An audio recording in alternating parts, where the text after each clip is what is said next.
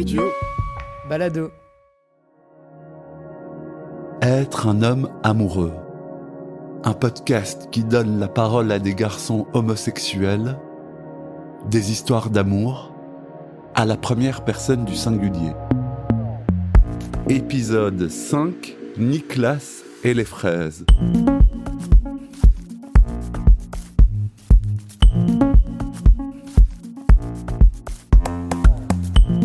Nicolas est tombé amoureux d'un garçon il y a quelques années.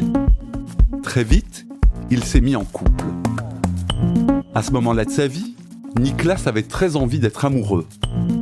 Il a fantasmé cette relation sans savoir ce qui n'allait pas.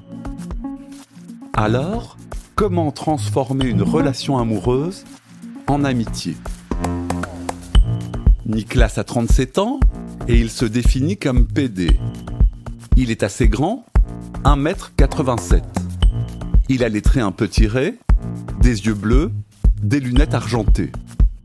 Une barbe, des cheveux poivre et sel en bataille et une petite boucle argentée à l'oreille gauche. Il est très souriant, content d'être à mon micro. Être un homme, Michel-Ange Vinti.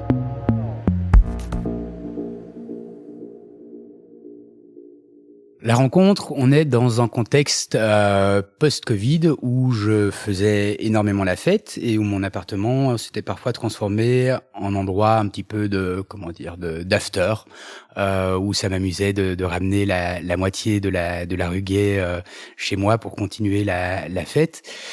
Et pendant une de ces afters, tout d'un coup est apparu un garçon que quelqu'un d'autre qu'un autre ami avait invité, assez grand, salopette rose, que je trouvais assez mignon, et puis qui a fini d'abord sans moi dans mon lit avec un autre garçon, et puis où on est venu me rechercher pour me demander de rejoindre ces deux garçons dans le lit.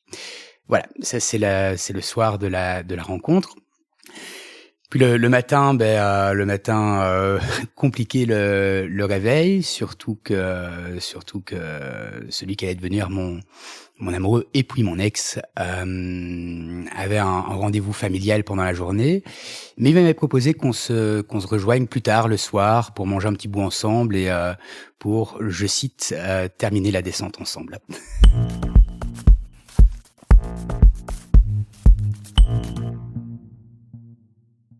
Ben voilà, il y a eu le temps un petit peu de la première rencontre, de voir un petit peu qui était l'autre, et assez rapidement, je suis tombé amoureux. Je pense que c'était réciproque, et on s'est mis en couple assez rapidement. Ça a peut-être pris un bon mois avant qu'on prononce les termes de petits copains plutôt que de le garçon que je vois pour le moment, où avec plein de circonvolutions, on tourne autour du pot. Ben moi alors, c'est une sorte de je pense de grande explosion de joie en moi, parce qu'au-delà du fait que je le trouvais très particulièrement intéressant, ce garçon-là, et qu'il y avait plein de côtés qui me fascinaient chez lui, je pense que j'avais aussi après une longue première histoire d'amour qui s'était finie, après le Covid, j'avais très très très envie d'être amoureux en fait, et que je me projetais aussi dans tout ce qu'on peut imaginer, ou tout ce que pouvait imaginer, je ne sais pas, une jeune fille anglaise du 19e siècle dans une histoire d'amour. Et donc avec énormément, je pense, beaucoup de grands plans. On avait parlé de, par exemple, à un moment de la couleur qu'on mettrait dans notre futur appartement, etc. Mais à peine quelques semaines après la rencontre, un petit peu sur un mode jeu, je pense, un mode un petit peu ludique, comme ça peut arriver souvent dans le couple, de se projeter vers l'avenir. Mais ça te plaisait? Et ça me plaisait énormément. C'est un jeu dans lequel je suis tombé, et dans lequel j'ai fantasmé, je pense, beaucoup de choses. Peut-être parfois aussi, comme je disais, fantasmer, c'est un bon terme, parce que c'était parfois aussi au détriment de ce qui ne fonctionnait pas toujours, en fait, entre nous, et des difficultés aussi parfois qu'on rencontrait. Alors, je me souviens, mais c'était de nouveau tout au début de la relation, mais par exemple, j'avais passé un en week-end chez mon père qui a un jardin à la campagne, et évidemment je reviens avec avec quelques fleurs du jardin. Mais c'est charmant. c'est charmant, mais ça finissait parfois aussi par devenir tous les soirs, tous les matins, des petits mots d'amour, qui très vite se ritualisaient de mon côté, mais qui, je pense que si moi ça m'arrivait aujourd'hui, que je trouverais en partie parfois un petit peu agaçant ou un petit peu de trop, ou parfois un petit peu trop intrusif. C'est on peut aimer quelqu'un très fortement et puis aussi lui laisser sa liberté, et parfois le laisser peut-être un petit peu tranquille et créer même un petit peu de manque dans le couple. Tu m'as dit que tu étais amoureux transi de ce garçon. Ah oui, c'était vraiment amoureux transi, c'est vraiment le bon terme, je pense, au point où j'étais capable de mettre plein d'autres choses de côté. Mais un exemple, et c'est un des reproches que Yannès m'a fait plus tard, où je pense je manquais parfois aussi à exprimer mes propres besoins, mes propres envies, mes propres inquiétudes, pour ne surtout pas nuire en fait à cette relation, à l'amour qu'on partageait. J'avais l'impression que ça aurait pu la diminuer d'une certaine manière, de mettre en avant des sentiments plus difficiles que je pouvais éprouver. Et donc ça ça participait, je pense, aussi un petit peu de la grande différence dans nos modes de fonctionnement en fait. On était, je pense, tous les deux amoureux, mais on n'avait pas non plus forcément les mêmes attentes ou la même manière d'aborder le couple. Je pense que lui avait des demandes aussi très fortes d'autonomie, alors que moi, j'étais beaucoup plus dans quelque chose de fusionnel. Et ça, forcément, si d'un côté on demande de l'autonomie, de l'autre côté on recherche plutôt de la fusion, ça crée de la friction.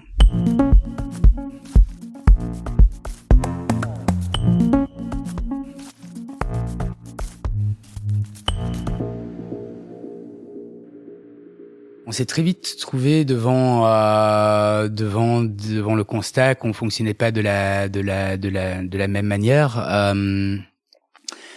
Et il y en a eu une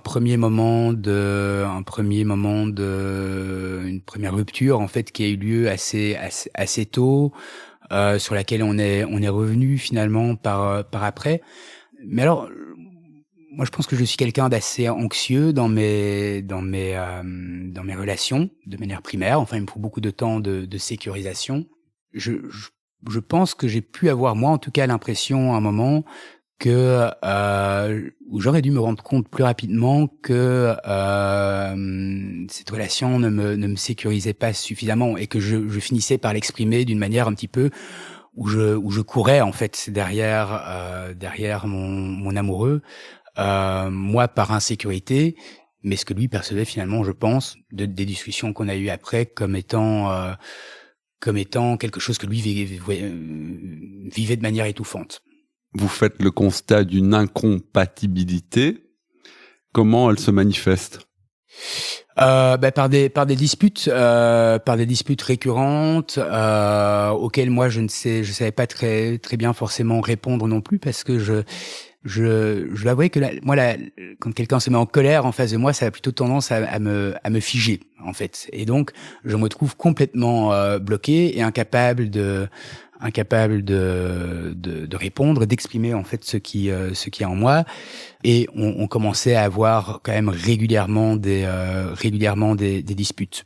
Alors j'aimerais bien aimer me disputer un peu plus, mais c'est quelque chose vraiment que je n'aime pas. Donc c'était des reproches, je pense, assez assez classiques de sa part, et où justement, je me souviens de plusieurs fois où il exprimait le fait que j'ai tout fait, mais où il trouvait aussi mon fonctionnement avec certains de mes amis toxiquement fusionnel. Et du coup, moi, ça me mettait vraiment comme je disais, dans des montagnes russes émotionnelles où je savais plus très bien à quoi m'en tenir. Donc je suis parti en voyage, et quand je reviens, on en arrive justement à la rupture. où lui m'annonce qu'il a beaucoup réfléchi, mais que en fait cette relation ne lui va pas et qu'il aimerait rompre. Je pense que d'une manière semi-consciente, je m'y attendais, ce qui n'a d'ailleurs que faire exacerber un état un petit peu de semi-panique chez moi où je pouvais devenir de plus en plus étouffant, je pense. Donc vraiment pas la bonne marche à suivre, et en ne lui donnant sûrement pas suffisamment l'air dont il avait besoin. Et donc on rompt une première fois. Et tu le vis comment? Alors, officiellement, Poker Face, ça va, y a pire, je suis fort, je me mets au yoga, je revois des gars, je couche avec plein d'autres personnes, intérieurement, je pense de manière beaucoup, beaucoup plus douloureuse, en fait. Après, à ce moment-là, il y avait un côté quasiment incrédule chez moi aussi, où je me disais, mais on va peut-être se remettre ensemble, Tu le souhaitais? Je le souhaitais, et je pense en fait qu'il y avait un côté où on était un bon match, comme on dit. Alors peut-être pas au niveau de la vie quotidienne, de la vie du couple, mais en tout cas qu'on avait beaucoup de choses à partager et à se raconter.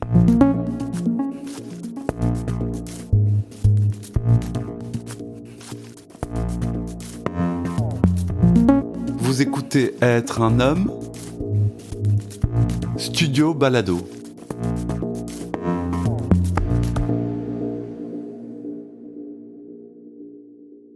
Première rupture qui dure un mois, on s'écrit, on se revoit, et puis il y a quand même un moment aussi où il vient rechercher ses affaires chez moi. Et en fait, la première fois on se revoit après la rupture, je me souviens, c'était c'était être en fin avril, mais un jour de drache pas possible. On était tous les deux mouillés. Et je le croise, il est habillé tout en noir sous la pluie. Moi, j'allais me chercher un carnet pour vraiment aller pleurer dans le carnet tous mes sentiments. On a essayé d'avoir une ou deux discussions, mais post-rupture, où on essayait de mettre les choses très vite à plat, mais je pense qu'il y avait encore beaucoup trop d'émotions des deux côtés, et, qu'on s'était pas écouté. Et puis finalement, après, je pense, un mois environ, on retente le coup de se remettre ensemble, vraiment sans beaucoup de sagesse, je pense. Et donc, on se remet ensemble, mais c'est une histoire de 3 jours avant que ça ne repasse au vinaigre et que la rupture définitive soit actée. Mais qu'elle soit aussi pour moi intérieurement actée, de me dire, OK, on a essayé, on a réessayé, ça ne fonctionne toujours pas. Là, il y a vraiment quelque chose qui est acté. Et là, je pense que je me suis bourré la gueule pendant 2 jours, je pense, non-stop. J'avais l'impression, très subjective, hein, mais qu'il y avait vraiment tout un avenir qui s'effondrait devant moi. Je pense que ça, c'était vraiment le moment un petit peu de plus grande tristesse, aussi parce que j'avais peut-être, plutôt que de prendre les choses un petit peu au jour le jour, j'avais projeté énormément de choses dans un avenir commun, et tout ça, tout d'un coup, ça s'écroulait. Je restais quand même avec ce sentiment de quelqu'un que j'arrivais pas vraiment ni à lui en vouloir vraiment, ni à être en colère contre lui. Donc c'était vraiment un sentiment plus de tristesse, de déception face à la marche de la vie. Et est-ce que c'était un sentiment d'inachevé, comme un rendez-vous manqué? Ouais, il y avait je pense, quelque chose de très inachevé chez moi. Je me souviens qu'au moment de la rupture, je reviens un petit peu sur le côté fleur bleue que je vais avoir. Une des choses que je m'étais dite, on n'aura même pas mangé une fois des fraises ensemble. Parce que c'est quelque chose que je projetais, que je fantasmais peut-être un petit peu en plein milieu de l'été, de manger des fraises. Je trouve ça gourmand, je trouve ça un petit peu érotique, je trouve ça beau aussi. Et de ne pas même avoir ça, parce qu'on n'aura pas fait tout à fait une année, on a duré un peu moins d'une année.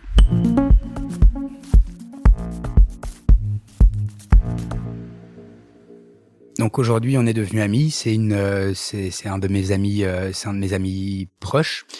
je peux uniquement constater, je sais pas s'il y a une vérité générale à tirer de l'histoire, mais dans cette histoire-là, en tout cas, le fait de continuer à se voir, et puis ça a pris du temps, parce que de nouveau, je pense que très vite, on se racontait aussi un petit peu nos histoires de cul respectifs, mais pas que, hein, on parlait aussi de plein d'autres choses, un petit peu de philo, d'art, enfin des sujets qui nous animent. On a été faire quelques promenades ensemble en forêt. Puis il y a vraiment une période, je pense quand même un petit peu d'effort, j'imagine de sa part, de la mienne en tout cas, où je me disais bon, cette personne, j'ai envie de continuer à la voir dans ma vie, et je sens que on a vraiment quelque chose à partager. Ça ne va pas être sur le mode de l'amour romantique, et donc il va falloir changer de mode. Je vois peut-être comme une sorte de, alors j'ai pas le permis, mais je vois peut-être quelque chose comme une sorte de passage de vitesse, ou de passage d'un mode à un autre mode, d'un ton à un autre ton, et de trouver en fait la bonne manière d'être en relation qui nous qui permettent de nous épanouir tous les deux et de nous enrichir tous les deux.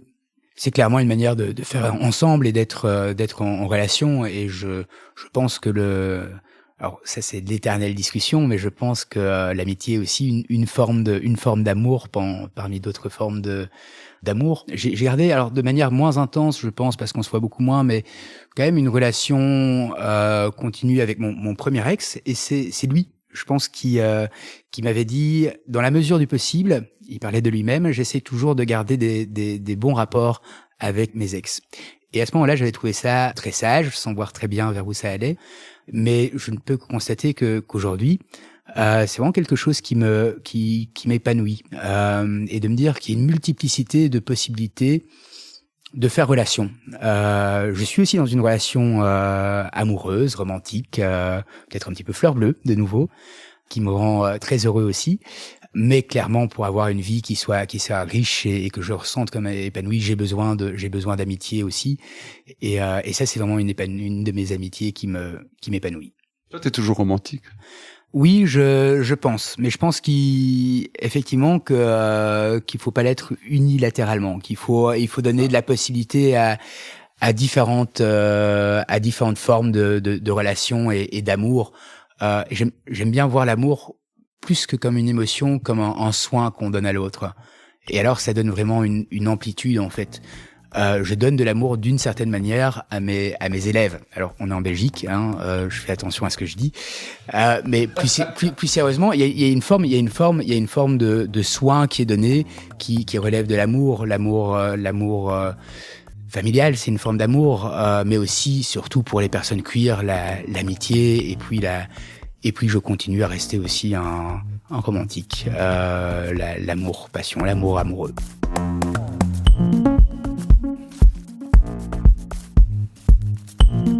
Être un homme est un podcast de Michel-Ange Vinti, produit par le studio Balado.